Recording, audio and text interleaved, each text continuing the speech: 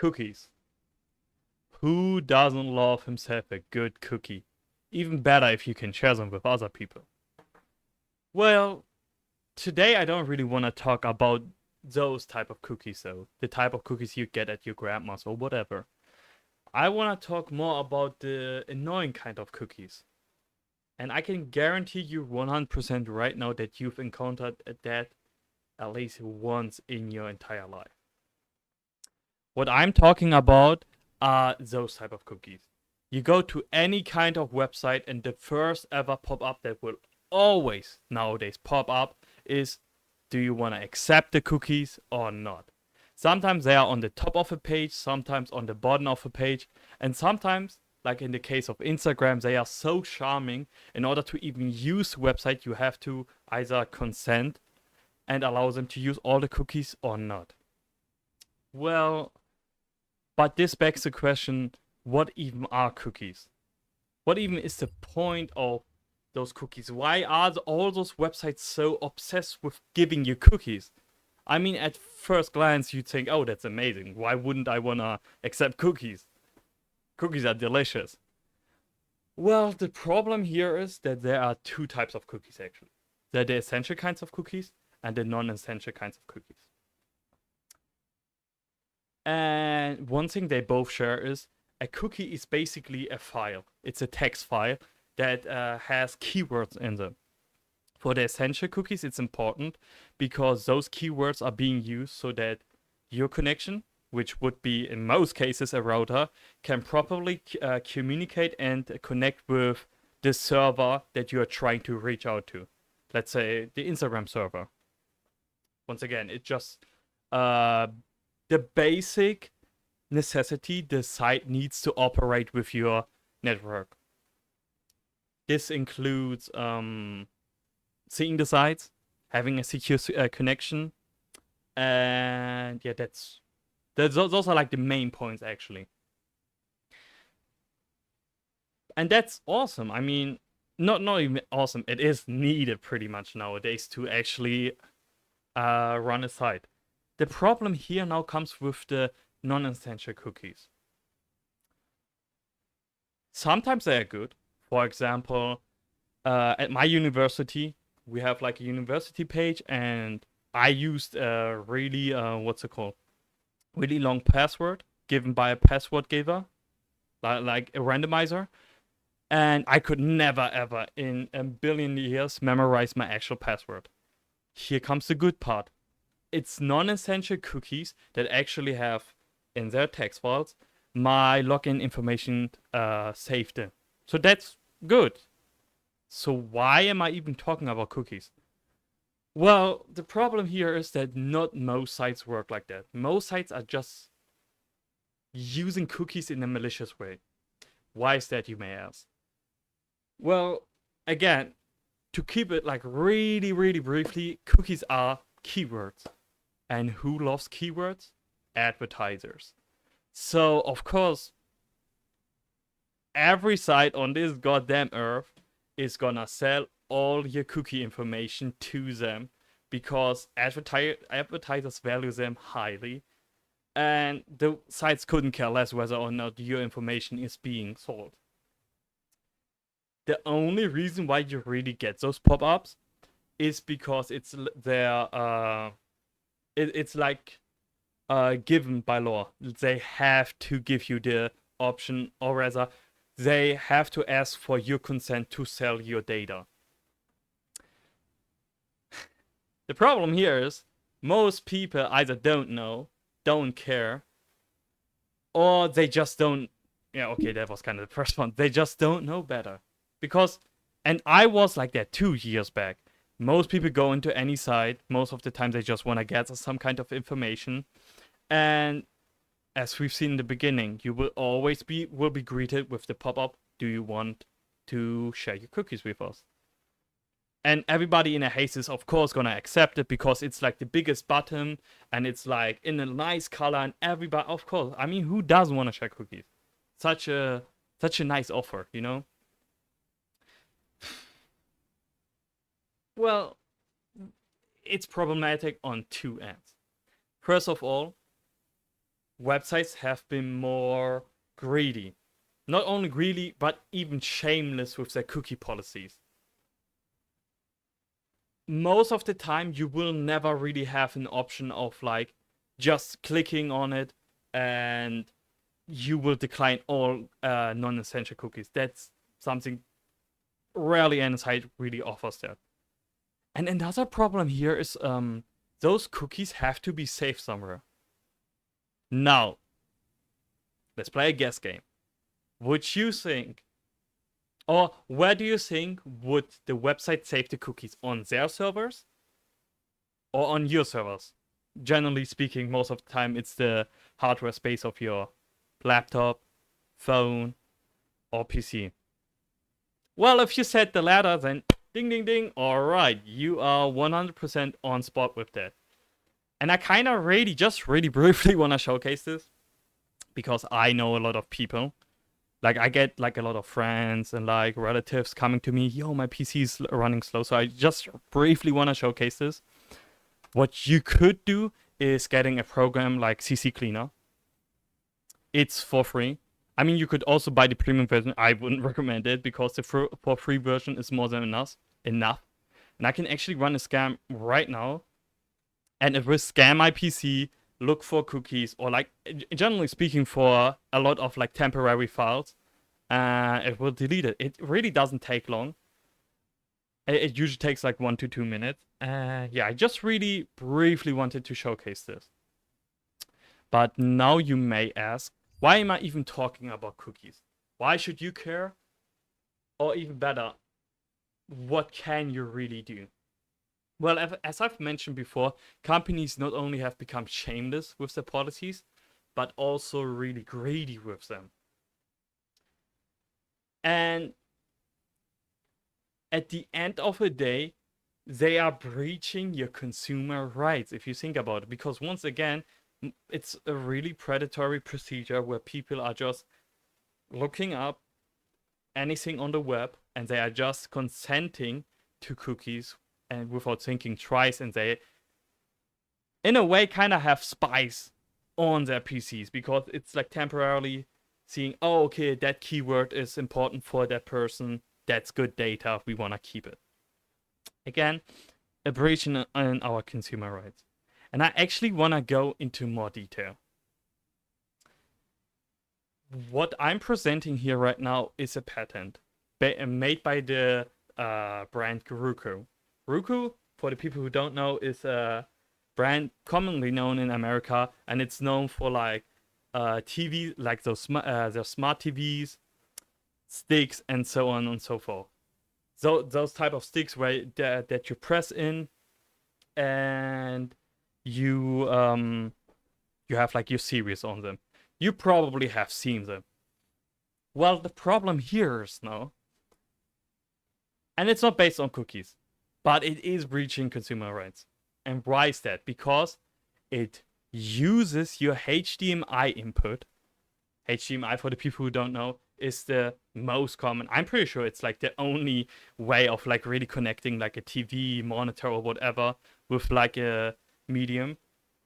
And it's just so you can display something given, let's say, from your PC to a monitor so that you can actually visually see what's happening. I guess there's also VGAs, but I haven't really seen them.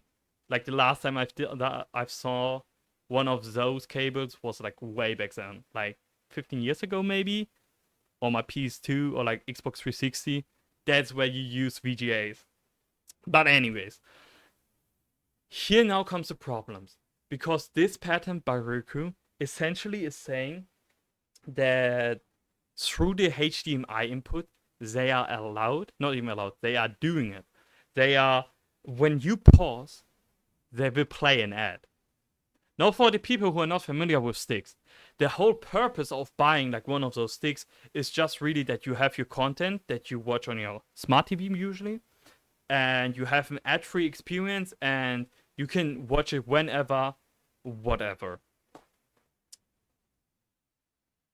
Now, as you've kind of heard from me, it is an ad-less free experience.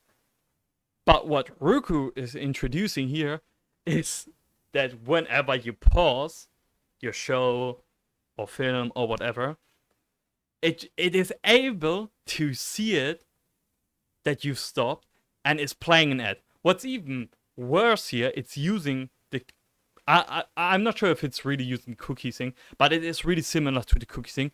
It is essentially spying on you because it tracks what you are seeing on the TV, and it gives you ads that are suited to what you were watching.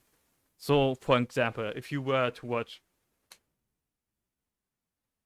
Zootopia, a movie about animals, it would see, oh, okay, there's a lot of like animal stuff there, and what it would do is it would give you, let's say, dog toys ads in response to that. Really shameless practice, because again, you bought the stick in the first place to avoid those ads. Now in your own product, in your own content, you have those ads embedded through the patent. And yeah, a definite breach into your consumer rights. To go further, not only are there patents, but there are also terms of services on sites. Now, why should you bother? For example, I have the Blizzard's terms of service. What they used to say was, you bought a product from us and it is yours. What's now happened is that everything is digitalized. Sure, you don't really own you don't really physically own it anymore, but you still owned it. Well, it kind of becomes problematic when the terms of service are being changed and you don't own the product, but you are licensed.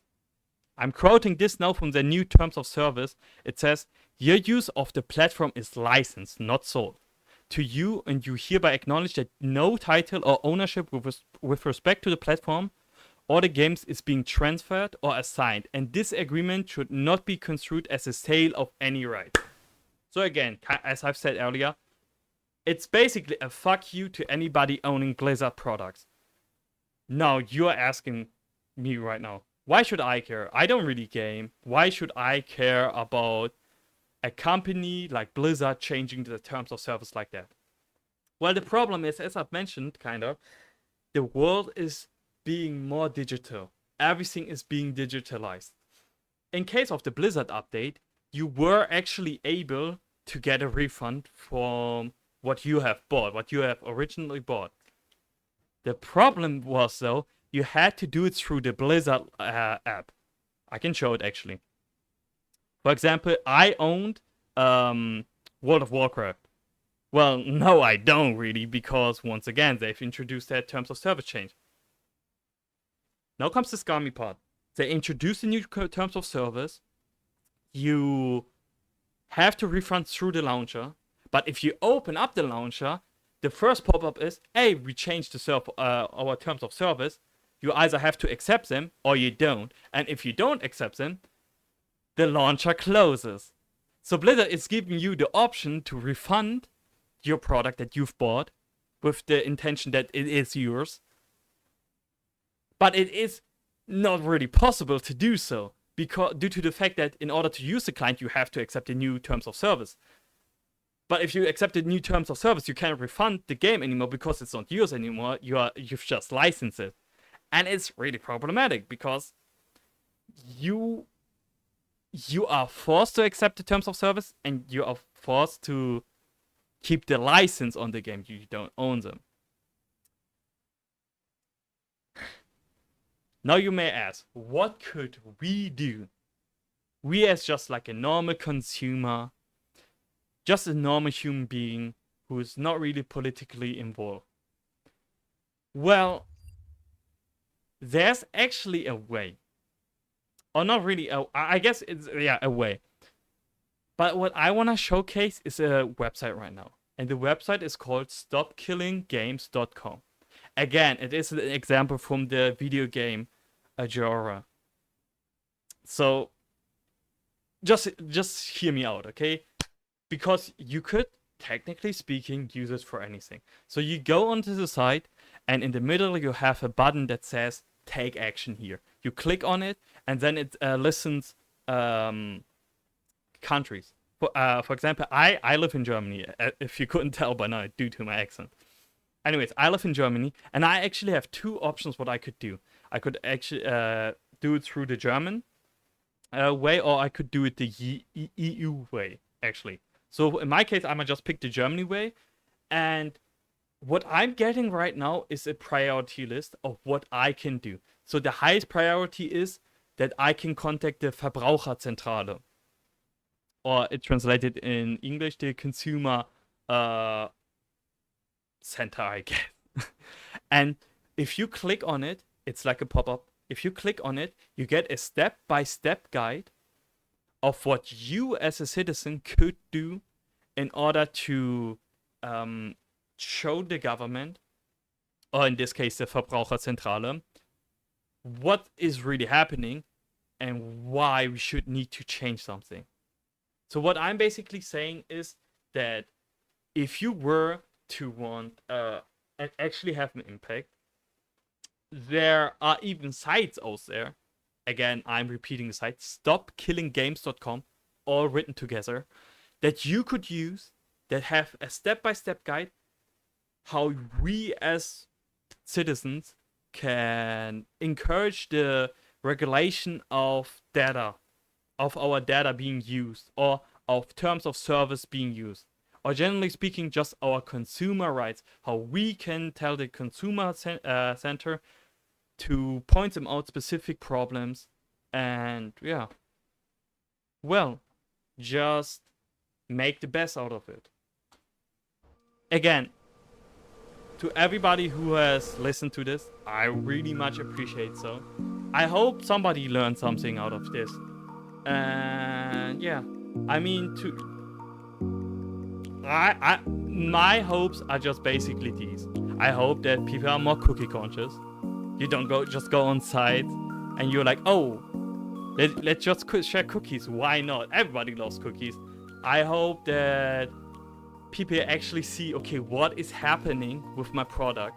That people who, because we were all used to, that people actually buy hardware and they get hardware. And it's not getting changed randomly. So yeah, I hope the site at the end kind of helped you out. And thanks for listening. Bye bye. See you next time.